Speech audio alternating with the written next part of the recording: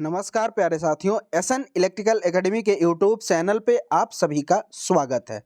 दोस्तों, हम UP RVNL टीजी2 electrical trade के क्वेश्चन पेपर को सॉल्यूशन कर रहे थे। अभी रिसेंटली में एग्ज़ाम हुआ था 21 दिसंबर 2022 का, उसी की मॉर्निंग शिफ्ट का ये क्वेश्चन पेपर है। अब तक इसमें हमने 5 पार्टों में 125 क्वेश्चन का डिस्कशन किया हुआ है। यदि आप उन 5 पार्ट को नहीं देख पाए हैं तो इस वीडियो के डिस्क्रिप्शन में उसका लिंक डाल रखा है, वहां से आप कंप्लीट वॉच कर सकते हैं। ये हमारा पार्ट नंबर 6 होगा और इसमें हम 26 से 150 तक के क्वेश्चनों का सॉल्यूशन आप इस वीडियो में देखेंगे। वीडियो अच्छी लगे तो वीडियो को लाइक कीजिएगा और अपने दोस्तों में शेयर भी कीजिएगा। साथ ही साथ जो भी हमारे प्यारे साथी चैनल पे पहली बार होंगे, प्लीज़ चैनल को सब्सक्राइब जरूर कर लेंगे। तो चलिए, इसमें 126 नंबर जो क्वेश्चन है, कहा जा रहा है कि डीसी मोटर के गति नियंत्रण से संबंधित वर्ड लियोनार्ड विधि के लिए निम्नलिखित में से कौन सा कथन सही है। मतलब कि डीसी मोटर की कंट्रोलिंग करनी है और वह भी वर्ड लियोनार्ड मेथड के द्वारा करना है, तो फिर इसके लिए क्या टर्म्स एंड कंडीशंस होती हैं। देखिए, डीसी मोटर में वर्ड लियोनार्ड के द्वारा विधि के द्वारा मोटर की कंट्रोलिंग की जाती है, तो इसमें मोटर को सामान्य से कम और सामान्य से अधिक दोनों स्थितियों में कंट्रोलिंग करने की व्यवस्था होती है। और इसमें जो कंट्रोलिंग होगी वह स्मूथ होगी, कांस्टेंट होगी, ये भी इसके रीजन्स में होता है। इसमें एक डिसएडवांटेज ये होता है कि इसमें 2 मशीनों की आवश्यकता होती है, जिससे इसका कास्ट बढ़ जाता है। तो हम कह सकते हैं कि ये कोई सस्ती प्रणाली नहीं होती है। ऑप्शन ये भी कह रहा है कि प्रणाली बहुत सस्ती होती है, नहीं, सस्ती नहीं होती है, क्योंकि 2 मशीनें कपल्ड होती है तो इसका प्राइस बढ़ जाता है, ये नहीं होगा। ऑप्शन सी जो कह रहा है कि मोटर एक समान त्वरण के साथ चलती है, statement option C correct answer हो जाएगा। अगला क्वेश्चन, अगला जो क्वेश्चन है 27 नंबर क्वेश्चन, इसमें कहा जा रहा है कि साधारण विद्युत कनेक्शन में पारंपरिक धारा प्रवाह क्या होता है। जब किसी सर्किट का आप कनेक्शन करते हैं और उसमें कोई सोर्स कनेक्ट करते हैं तो उसमें धारा का फ्लो कैसे होता है। तो यहाँ पे हम दिखाने का एक प्रयास कर रहे हैं आप सबको सर्किट डायग्राम से। तो देखिए, यहाँ पे एक हमने रेजिस्टेंस लगा दिया और रेजिस्टेंस न लेकर के आप एक बल्ब ले लें, बल्ब ले लिए।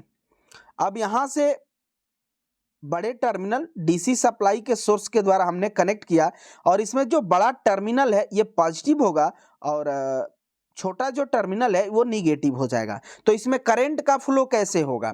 तो करंट का फ्लो हमेशा पॉजिटिव सिरे से होता है निगेटिव सिरे की ओर, ये करंट का डायरेक्शन होगा। लेकिन इसमें अगर इलेक्ट्रॉन का फ्लो पूछता तो कैसे होता, तो इलेक्ट्रॉन का फ्लो हमेशा निगेटिव से पॉजिटिव की ओर होता है। तो कह सकते हैं कि करंट के फ्लो के विपरीत दिशा में जो फ्लो होता है वो करंट का होता है और करंट पॉजिटिव टर्मिनल से ही होगी फ्लो। अब यही स्टेटमेंट यहाँ कहा है, देखिए ऑप्शन नंबर सी में, कि धनात्मक टर्मिनल से ऋणात्मक टर्मिनल तक होती है। ऑप्शन नंबर सी सही आंसर हो जाएगा। अगला question 128 number question, DC shunt motor का गति नियंत्रण डॉट डॉट द्वारा किया जाता है। डीसी शंट मोटर की जो कंट्रोलिंग की जाएगी इसमें किसके द्वारा की जाएगी, आप ध्यान से देखेंगे तो डीसी मोटर में टार्क इक्वेशन जो होता है, टार्क इक्वल टू फाई आई ए। चूंकि फाई जो होती है इसमें कांस्टेंट होती है तो फिर टार्क समानुपाती आप कह सकते हैं आई, यानी आर्मेचर करंट। जैसे जैसे आर्मेचर करंट बढ़ेगी वैसे टार्क भी बढ़ेगा। फिर स्पीड और आर्मेचर करंट के बीच रिलेशन क्या होता है, तो एन समानुपाती 1/फाई होता है और फाई समानुपाती आई होता है। इसका मतलब है कि डीसी शंट मोटर में अगर हम मोटर की स्पीड की कंट्रोलिंग करते हैं तो इसमें फ्लक्स के द्वारा हम कंट्रोलिंग कर सकते हैं, क्योंकि फ्लक्स की और स्पीड का रिलेशन जो बन रहा है n समानुपाती 1/5, यानी आपस में इन दोनों का रिलेशन जो है व्युत्क्रमानुपाती का है। तो फिर फ्लक्स को यदि हम बढ़ाते हैं तो स्पीड घटेगी और फ्लक्स को घटाते हैं तो फिर फ्लक्स स्पीड बढ़ेगी। तो ये किसके संबंधित हुआ? फ्लक्स इसमें आ रहा है, अर्थात फ्लक्स कंट्रोल मेथड के द्वारा डीसी शंट मोटर की कंट्रोलिंग की जाएगी। ऑप्शन नंबर बी सही आंसर हो जाएगा। अगला नंबर क्वेश्चन, अगला जो क्वेश्चन है ये सर्किट दिया गया है और आपको इस सर्किट को देख करके बताना है कि ये किस मोटर का सर्किट है। 129 नंबर क्वेश्चन देखिए, ये जो है शंट फील्ड वाइंडिंग है जिसे आरएसएस से दिखाया गया है। यहाँ पे सीरीज फील्ड वाइंडिंग है और सीरीज फील्ड वाइंडिंग जो है लोड है, ये लोड के सीरीज में है, लेकिन आर्मेचर जो है आर्मेचर के पैरेलल में कौन सी वाइंडिंग है? शंट फील्ड वाइंडिंग है। तो जब आर्मेचर के ठीक पैरेलल में शंट फील्ड वाइंडिंग आए और लोड के सीरीज में सीरीज फील्ड वाइंडिंग हो तो इसे हम कहते हैं short shunt compound generator. Option number C में दिया गया है short shunt compound generator. Option number C सही आंसर हो जाएगा। अगर यही question long shunt compound generator का रहता तो क्या फिगर बनता? अब उसको देख लीजिए आप। यहाँ पे आर्मेचर हो जाता, आर्मेचर, और यहीं पे सीरीज फील्ड वाइंडिंग हो जाती और यहाँ से कनेक्शन और ये शंट फील्ड वाइंडिंग, ये हो जाती शंट फील्ड वाइंडिंग, ये सीरीज फील्ड वाइंडिंग, ये आर्मेचर और यहाँ पे लग जाता लोड। तो लॉन्ग शंट का है। लॉन्ग शंट में अंतर क्या है कि आर्मेचर वाइंडिंग और सीरीज फील्ड वाइंडिंग ये दोनों आपस में सीरीज में होंगी और इन दोनों के पैरेलल में शंट फील्ड वाइंडिंग होगी, तो ये लॉन्ग शंट कंपाउंड जनरेटर हो जाएगा। अगला नंबर क्वेश्चन, अगला जो क्वेश्चन है 130 नंबर क्वेश्चन कि इसमें स्टेटमेंट दिया है कि कथन को पढ़ें और सर्विस कंडक्टर के आकार के चयन पर विचार करते हुए सही विकल्प का चुनाव करें।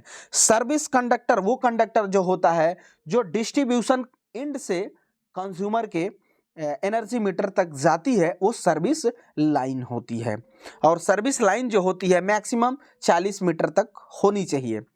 अब वह कंज्यूमर का लोड कैसा है उसी पर सर्विस लाइन की कंडक्टर की डिजाइनिंग होती है। किस पर? वह उपभोक्ता के लोड पे डिपेंड करता है। स्टेटमेंट एक कह रहा है कि यह उपभोक्ता के लोड पर निर्भर करता है। यह बात सही है कि उस कंज्यूमर का लोड कितना है उसके अनुसार सर्विस लाइन का चुनाव किया जाता है। ये तो स्टेटमेंट सही है। दूसरा कह रहा है कि यह ध्रुव से दूरी पर भी निर्भर करता है। तो यह भी है अपने इलेक्ट्रिकल में कि इंडियन इलेक्ट्रिसिटी रूल में कि जो सर्विस लाइन होती है वो मैक्सिमम 40 मीटर की ही होनी चाहिए। तो ये भी बात दिया गया है, अर्थात स्टेटमेंट 1 और स्टेटमेंट 2 दोनों कथन सही हैं। ऑप्शन नंबर ए सही आंसर हो जाएगा। अगला नंबर क्वेश्चन, अगला जो क्वेश्चन है 131 नंबर क्वेश्चन कि कथन को पढ़ें और capacitor start capacitor run single phase induction motor के लिए विकल्प का चयन करें। इसमें भी स्टेटमेंट 2 दिए गए हैं। पहला स्टेटमेंट ये कह रहा है कि कैपेसिटर मुख्य वाइंडिंग के साथ श्रेणी में जुड़ा होता है। कैपेसिटर जो होगा वो मुख्य वाइंडिंग के श्रेणी में जुड़ा होगा, ये गलत स्टेटमेंट है। कैपेसिटर जो होता है वो स्टार्टिंग वाइंडिंग के सीरीज में जुड़ा होता है, स्टेटमेंट गलत है। दूसरा जो है कि प्रणाली में सेंट्रीफ्यूगल स्विच होता है, तो यह भी गलत है। इन दोनों के सीरीज में होगा, अर्थात स्टेटमेंट 1 और स्टेटमेंट 2 दोनों गलत हैं। ऑप्शन नंबर डी सही आंसर हो जाएगा। अगला क्वेश्चन, और ये न्यूमेरिकल है, आप सब ध्यान से देखेंगे और आंसर करेंगे। 132 नंबर क्वेश्चन, ये डायग्राम दिया गया है और यहाँ पे आप देख रहे होंगे सोर्स है 9 वोल्ट और लोड जो है 3.3 किलो ओम दिया गया है। करंट की गणना करनी है तो I = V/R हो जाएगा और V 9 है, अपान है R का मान 3.3 किलो ओम हो जाएगा। इस किलो ओम को ऊपर जब हम ले जाएंगे तो किलो का मतलब क्या होगा 10⁻3, तो ऊपर ले जाएंगे तो -3 हो जाएगा यानी मिली में हो जाएगा। तो इसको हम क्या लिख सकते हैं 9/3.3 और ये ऊपर लेके जाएंगे तो 10⁻³ हो जाएगा। अब इसको हम क्या लिख सकते हैं 9/3.3 और 10⁻³ को हम मिली एम्पियर कर सकते हैं क्योंकि 1 एम्पियर में 10⁻³ मिली एम्पियर। अब इसमें भाग देंगे 9 में 3.3 से जब आप भाग देंगे तो इसका जो कैलकुलेशन आएगा वह 2.72 के आसपास आएगा और यही चीज कहा दिया भी है 2.72 milli ampere. Option number B सही आंसर हो जाएगा। उम्मीद करेंगे आप सबको समझ में आया होगा। अगला क्वेश्चन, अगला जो क्वेश्चन है 133 नंबर क्वेश्चन। यहाँ पे आर्मेचर टार्क दिया गया है और यहाँ पे स्पीड है, यानी आर्मेचर टार्क वर्सेस स्पीड के बीच रिलेशन पूछा गया है, अभिलक्षण पूछा गया है। ये किस मोटर का हो सकता है? तो किस मोटर का हो सकता है, यहाँ पे देखिए कि अगर स्पीड बढ़ रही है, अब यहाँ पे तो आएगा ये नीचे की तरफ तो घटेगी स्पीड, स्पीड घटेगी लेकिन टार्क इसका बढ़ रहा है, तो इसमें कैसा है रिलेशन, कौन सी मोटर है? जब आप सीरीज मोटर पढ़ेंगे तो टार्क समानुपाती आर्मेचर करंट होता है, इसीलिए सीरीज मोटर का कहा जाता है कि ग्राफ जो होता है नॉन लीनियर होता है। अब इससे और चलते हैं तो स्पीड और आर्मेचर करंट के बीच जब इसका रिलेशन निकालते हैं तो 1/Ia हो जाता है। इसका मतलब हुआ कि अगर आर्मेचर करंट को हम बढ़ा रहे हैं, आर्मेचर करंट बढ़ रही है तो फिर टार्क भी बढ़ेगा। अब यहाँ पे आइए, अब यहाँ पे आर्मेचर करंट को हम बढ़ाए हैं तो फिर यहाँ पे आर्मेचर करंट बढ़ेगी तो फिर स्पीड घट रही है। आप यहाँ भी देख रहे हैं कि आर्मेचर की जो स्पीड है ये घट रही है तो फिर ये आर्मेचर टार्क जो है बढ़ रहा है। ये दोनों रिलेशन इसके अनुसार बन रहे हैं, यानी ये किस मोटर का है? डीसी सीरीज मोटर का है। ऑप्शन नंबर बी सही आंसर हो जाएगा। अगला क्वेश्चन, अगला जो क्वेश्चन है 134 नंबर क्वेश्चन, इसको देख करके डायग्राम को आपको बताना है कि ये कौन सा डायोड है। तो देखिएगा इस पर डायोड है और इस पर रेज गिराई जा रही है, रेज इस पे पड़ रही है, इसका मतलब है कि लाइट इस पर गिराई जा रही है, यानी यह डायोड जो है लाइट को ऑब्जर्व कर रहा है, तो इसे हम फोटो डायोड कहेंगे। ऑप्शन नंबर डी सही आंसर हो जाएगा। अब कुछ इसमें और भी डायोड्स दिए गए हैं, आप सब उसको भी देख लें। वैरेक्टर डायोड का डायग्राम कैसा होगा, सिंबल्स कैसे होंगे, तो वो उसको देख लें आप। ये जो होता है वैरेक्टर डायोड का होता है। अब इसमें ऐसे भी दे दिया जाता है, वो वेरिएबल हो जाता है। फिर एलईडी की बात किया जाए तो एलईडी का और फोटो डायोड का लगभग सेम होता है, सिर्फ एलईडी जो है हमें प्रकाश देती है तो इसकी रेज को हम बाहर की तरफ दिखा देंगे, यानी फोटो डायोड के अपोजिट हो जाएगा। अगला एक बचा शॉटकी डायोड, तो शॉटकी डायोड का कैसा डायग्राम होगा उसको भी आप सब देख लें। शॉटकी डायोड जो होता है इसका डायग्राम कुछ यूं होता है, ये शॉटकी डायोड का है। इसके बाद एक पूछा जाता है और जेनर डायोड का। जेनर डायोड का कैसा होता है, तो जेनर डायोड का भी आप देख लें, ये जेड की आकृति यहाँ बनती है तो ये जेनर डायोड का हो जाता है। अगला क्वेश्चन,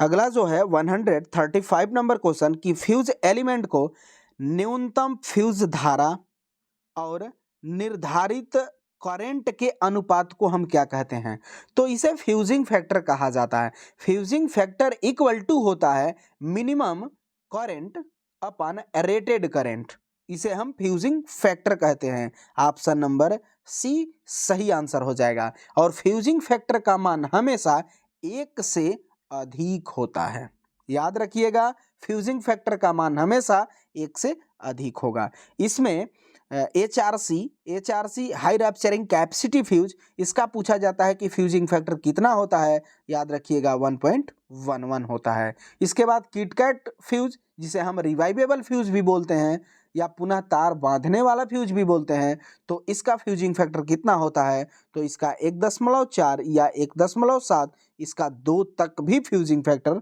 चला जाता है। ये दोनों पूछे जाते हैं, इसलिए हमने बताया, इसको ज़रूर आप याद रखें। अगला जो क्वेश्चन है 136 नंबर क्वेश्चन कि मॉसफेट में डॉट डॉट का विद्युत क्षेत्र प्रयुक्त किया जाता है।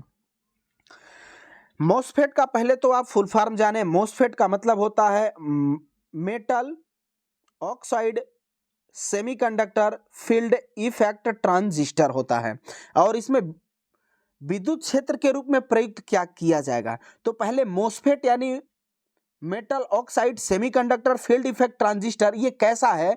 तो यह यूनिडायरेक्शनल होता है, लेकिन वोल्टेज कंट्रोलिंग के अंतर्गत आता है। अब इसमें इसके जो विद्युत क्षेत्र है, इलेक्ट्रिक फील्ड होगा, उसमें क्या होगा? तो मॉसफेट जो होता है वो 2 टाइप का होता है। एक होता है एन चैनल और एक होता है इन्हेंसमेंट चैनल। तो इसमें जो इलेक्ट्रिक फील्ड के रूप में जो काम करेगा वो चैनल काम करेगा। देखिए यहाँ पे दिया है चैनल काम करेगा, और धारा को नियंत्रित करने के लिए गेट पल्स की आवश्यकता होगी। मतलब धारा जो कंट्रोलिंग होगी वो गेट के द्वारा कंट्रोलिंग होगी। तो चैनल धारा को नियंत्रित करने के लिए गेट कैपेसिटेंस की आवश्यकता होगी। ऑप्शन नंबर बी सही आंसर हो जाएगा। अगला नंबर क्वेश्चन 137 नंबर, ट्रांसफार्मर का कोर लेमिनेशन बना होता है, डॉट डॉट का उपयोग करते हुए लेमिनेशन एक दूसरे से पृथक करते हैं। ट्रांसफार्मर में जो वाइंडिंग हम करते हैं तो उनके बीच लेमिनेशन रखा जाता है। लेमिनेशन का मतलब है उसमें आचालकता का गुण प्रदान करना।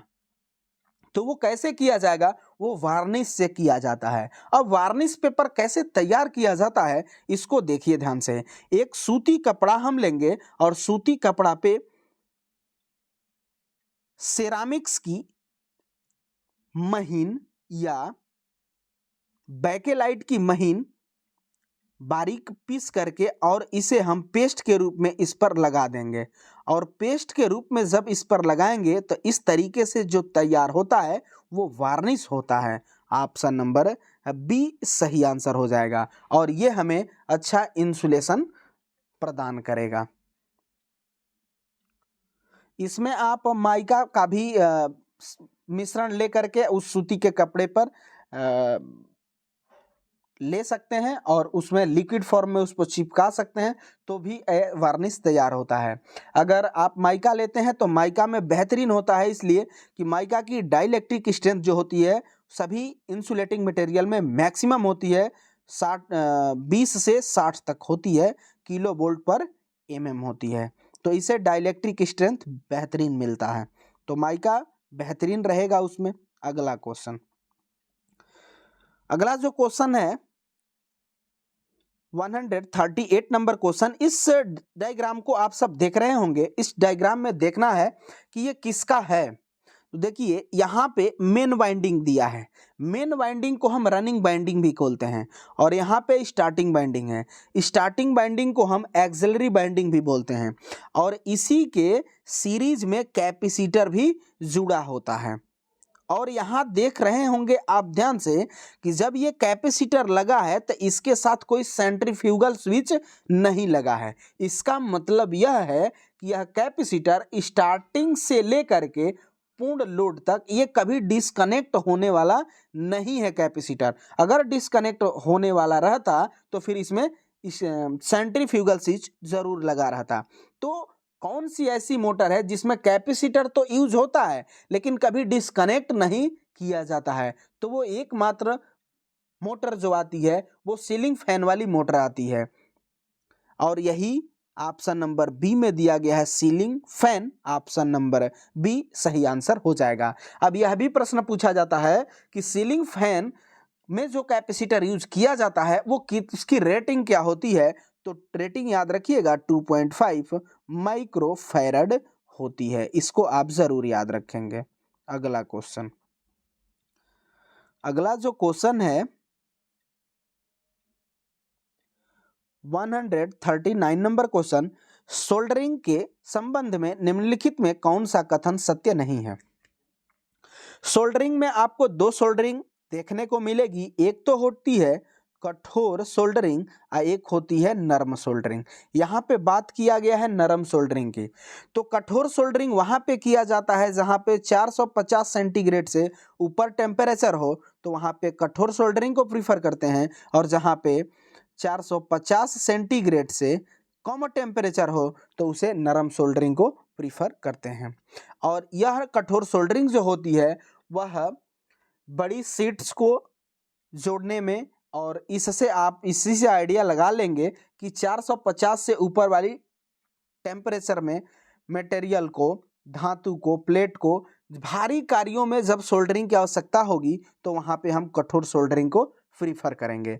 लेकिन जहाँ पे 450 से कम यानी किसी वायर को जोड़ना हो, कोई इलेक्ट्रॉनिक्स डिवाइस इंस्टॉल करनी हो पीसीबी यानी प्रिंटेड सर्किट बोर्ड पे, तो वहाँ पे हम नर्म सोल्डरिंग को ही प्रीफर करते हैं। और नर्म सोल्डरिंग में सोल्डर के रूप में क्या लेते हैं तो टीन प्लस लेड लेते हैं। इसका रेशियो 60 + 40 या 63 + 37 का होता है।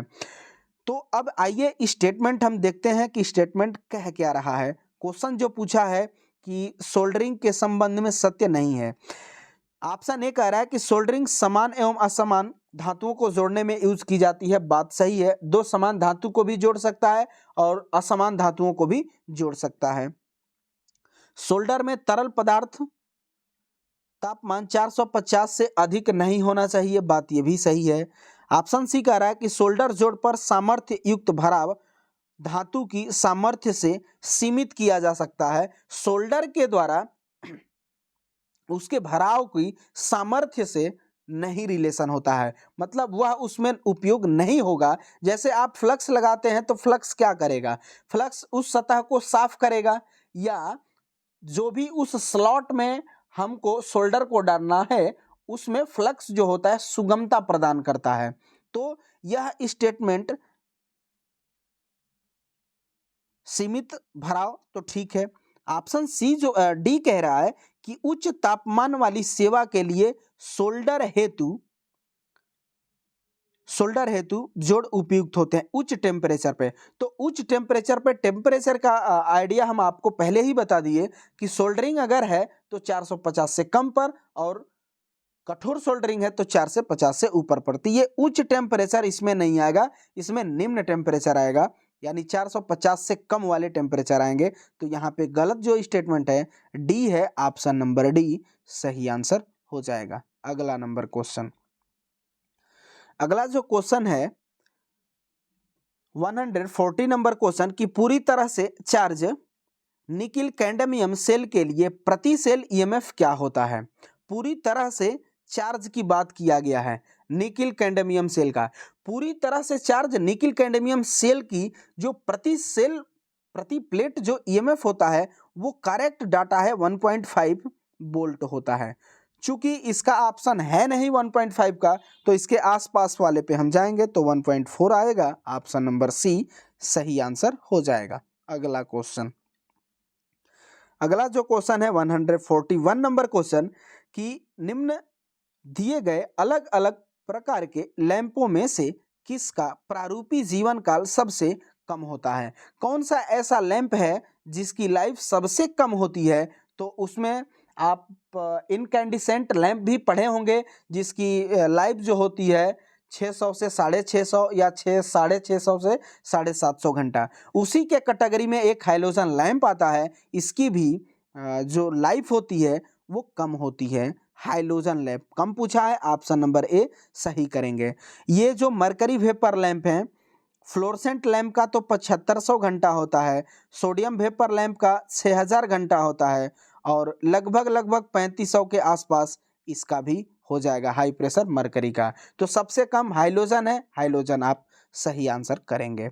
अगला क्वेश्चन, अगला जो है 142 नंबर क्वेश्चन कि बंधकों के बिना या उच्च तापीय स्थिरता वाले सिलिकॉन रेजिन के साथ सेरामिक और क्वार्ट्जा जैसे सामग्री के रूप में निर्धारित इंसुलेशन का तापमान क्या होगा। देखिए यहाँ पे दिया है सिलिकॉन रेजिन सेरामिक और क्वार्ट्जा, तो ये जो होता है ये सी कैटेगरी के मटेरियल्स होते हैं और सी कैटेगरी का जो टेम्परेचर होता है 180 से ऊपर होता है। ऑप्शन नंबर सी सही आंसर हो जाएगा। हम लोगों के अपने इलेक्ट्रिकल में इंसुलेटिंग मटेरियल के आधार पे 7 वर्गों में इंसुलेटिंग मटेरियल को बांटा गया है, साथ ही साथ मटेरियल और टेम्परेचर के ही हिसाब से। पहला होता है वाई, दूसरा होता है ए, तीसरा होता है बी, चौथा होता है सी, इसके बाद हो जाता है डी, इसके बाद हो जाता है ई, इसके बाद हो जाता है एफ और इसके बाद हो जाता है एच। तो यही जो है 7 टाइप के होते हैं।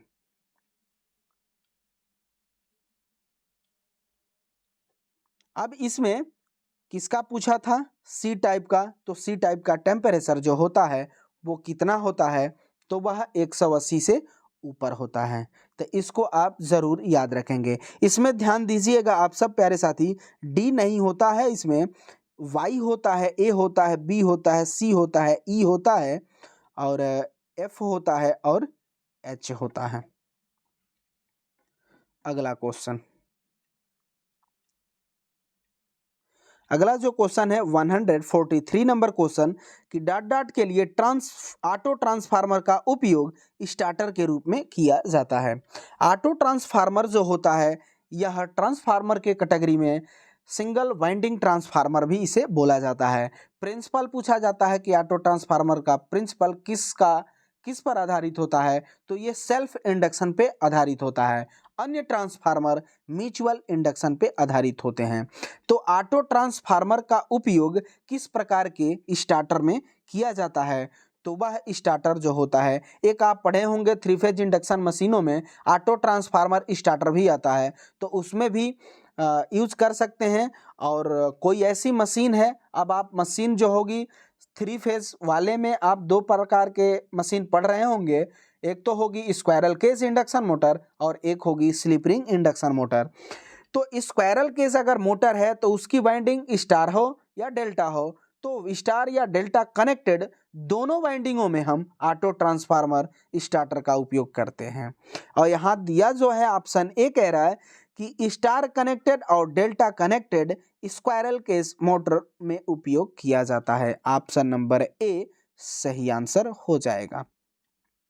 अगला जो क्वेश्चन है 144 क्वेश्चन कि इसमें देख करके आपको बताना है कि भारत के वैद्युत तारों के लिए मानक रंग कोड के अनुसार निम्नलिखित में कौन से तीर 3 फेज प्रणाली में न्यूट्रल तार का निरूपण करता है? मतलब कौन सा ऐसा इसमें वायर है जो न्यूट्रल को इंडिकेट करेगा? तो आप सब जानते भी होंगे अपन इंडिया का फेज का जो क्रम होता है RYB होता है और सबसे टॉप पे रहता है ground wire, earthing protection wire और सबसे नीचे जो होता है न्यूट्रल वायर होता है। फेज के लिए हम 3 वायर को प्रीफर करते हैं, रेड हो जाता है, येलो हो जाता है और ब्लू हो जाता है। लेकिन न्यूट्रल वाला जो वायर होता है यह न्यूट्रल एल, इसका कलर ब्लैक हो जाता है और जी ग्राउंड वायर होता है, इसे हम प्रोटेक्शन वायर या अर्थिंग भी कहते हैं, तो ये ग्रीन हो जाता है। तो ध्यान दीजिएगा, ये जो है ब्लू फेज का है, इसके बाद ये पीला जो है ये भी फेज का है और ये ग्रीन जो है ये प्रोटेक्शन वायर को इंडिकेट करेगा और ब्लैक जो है ये न्यूट्रल वायर को इंडिकेट करेगा। चूंकि न्यूट्रल का पूछा है इसलिए हम सिर्फ ब्लैक को प्रीफर करेंगे क्योंकि ब्लैक न्यूट्रल आएगा। ऑप्शन नंबर सी सही आंसर हो जाएगा। अगर ग्राउंडिंग या प्रोटेक्शन वायर की बात करता तो फिर हम ग्रीन आंसर करते। अगला जो है 145 नंबर क्वेश्चन, शिखर मान, RMS मान और वक्रीय धारा का औसत मान 2, 1.414 और 1.272 एम्पियर है। फॉर्म फैक्टर का मान बताइए। तो फॉर्म फैक्टर का जो मान होता है वो कितना होता है? 1.11 होता है। पीक फैक्टर का मान पूछे तो 1.414 हो जाता है। फॉर्म फैक्टर का पूछा है 1.1 देंगे। ऑप्शन नंबर 1 सही आंसर हो जाएगा। अगर इसी का पीक फैक्टर पूछता तो फिर 1.414 दे देते। अगला क्वेश्चन, अगला जो क्वेश्चन है 146 नंबर क्वेश्चन कि एक 4 ध्रुव तुल्यकाली मोटर 440 वोल्ट 50 हर्ट्ज आपूर्ति से दी जाती है तो मोटर की तुल्यकाली गति क्या होगी, यानी NS सिंक्रोनस स्पीड पूछा गया है। NS इक्वल टू 120 F/P हो जाएगा और यहाँ पे 120 इंटू फ्रेक्वेंसी कितनी है 50 है तो 50 हर्ट्ज हो जाएगा अपन पोल जो है वो देखिए यहाँ पे 4 पोल दिया है तो ये 4 हो जाएगा, 4 तिहाई 12 हो जाएगा और 3 5 15 हो जाएगा, यानी 1500 RPM हो जाएगा। ऑप्शन नंबर डी सही आंसर हो जाएगा। अगला नंबर क्वेश्चन, अगला नंबर जो क्वेश्चन है 147 नंबर क्वेश्चन, इसको डायग्राम देख करके बताना है कि ये किसका है। पूरा आपको पहले हम क्वेश्चन दिखा दें कि ये है किसका। ऑप्शन भी आप सब ज़रूर देखें ध्यान से। 147 नंबर क्वेश्चन, इस डायग्राम को देख करके बताना है कि ये किसका डायग्राम है। इसमें लगे हुए उपकरण क्या हैं, आप रजिस्टर आप देख रहे होंगे, रजिस्टर लगा है, कैम भी है और बेल क्रैम मैनेजिंग भी है, स्प्रिंग भी है, स्पिंडल भी है और स्केल भी इसमें दिया है, ये सब है। तो ये है किसका, क्या यह फ्रीक्वेंसी मीटर है या डिजिटल फ्रीक्वेंसी मीटर है, ट्राइवेक्टर मीटर है या लेडिस एंड साइजर है, ये है किसका। तो ये देखिए ये मर्ज प्राइस डिमांड इंडिकेटर होता है। इस फिगर को आप ज़रूर देखते रहिएगा, ये मर्ज प्राइस डिमांड इंडिकेटर है। ऑप्शन नंबर ए में दिया गया है, ऑप्शन नंबर ए सही आंसर हो जाएगा। अगला नंबर क्वेश्चन, अगला जो क्वेश्चन है 148 नंबर कि जब किसी व्यक्ति को बिजली का झटका लगता है और उसे शरीर में धारा 200 मिली एम्पियर से 500 मिली एम्पियर फ्लो हो जाती है तो उसका क्या होगा। तो इसमें हम आपको समझाने का प्रयास करते हैं, डाटा पे आप समझने का प्रयास जरूर करेंगे। अगर 1 मिली एम्पियर से 5 मिली एम्पियर तक करंट फ्लो होती है तो वह सेंस होगी, कोई खतरा नहीं होगा। लेकिन 5 एम्पियर से लेकर के, मिली एम्पियर ही है, एम्पियर नहीं है, 5 मिली एम्पियर से 20 मिली एम्पियर की अगर करंट फ्लो होती है तो इस पर जो बॉडी का पार्ट टच होगा वह पार्ट में अपंगता आ जाएगी, वह पार्ट काम करना बंद कर देगा। किस पर, तो 5 मिली एम्पियर से 20 मिली एम्पियर पर। और 20 मिली एम्पियर से ऊपर यदि करंट फ्लो हो जाती है तो वह व्यक्ति को डेंजर होगा, हार्ट अटैक, मौत हो जाएगी। तो यही चीज़ पूछा है। चूंकि इस डाटा से तो ये डाटा बहुत ज़्यादा है, 200 मिली एम्पियर से 500 मिली एम्पियर अगर करंट फ्लो होती है तो क्या होगा, सुनिश्चित होगी मौत उसकी। ऑप्शन नंबर सी सही आंसर हो जाएगा। याद रखिएगा 1 मिली एम्पियर से 5 मिली एम्पियर सेंस होगा, हमको झटका लग रहा है लेकिन इस कोई खतरा नहीं होगा। 5 मिली एम्पियर से 20 मिली एम्पियर पर जो हमारा अंग संपर्क में आएगा उस अंग में अपंगता आ जाएगी, काम करना बंद कर देगा 20 मिली एम्पियर तक। लेकिन अगर 20 मिली एम्पियर से ऊपर होती है करंट तो फिर मौत का कारण बनेगी। अगला question 149 number question, slip ring induction motor के लिए निम्नलिखित में से कौन सा कथन सत्य है। स्लिप रिंग इंडक्शन मोटर जो होती है ये 3 फेज इंडक्शन मोटर के कैटेगरी में आती है और इसमें 2 मोटरें होती हैं 3 फेज इंडक्शन में, एक स्क्वायरल केज इंडक्शन मोटर और एक स्लिप रिंग इंडक्शन मोटर। इस स्लिप रिंग इंडक्शन मोटर और स्क्वायरल केज में हम प्राथमिकता क्या है, तो जहाँ पे स्टार्टिंग टार्क हाई होता है वहाँ पे स्लिप रिंग को प्रीफर किया जाता है और जहाँ पे लो टार्क और कांस्टेंट स्पीड प्राप्त चाहिए तो वहाँ पे हम स्क्वायरल केज को प्रीफर करते हैं। स्लिप रिंग की विशेषता पूछा गया है तो देखिए स्लिप रिंग में हम पहले आपसे बोले कि स्टार्टिंग टार्क हाई होना चाहिए। ऑप्शन बी देखिए, इसमें उच्च स्टार्टिंग टार्क होना चाहिए और निम्न करंट हो।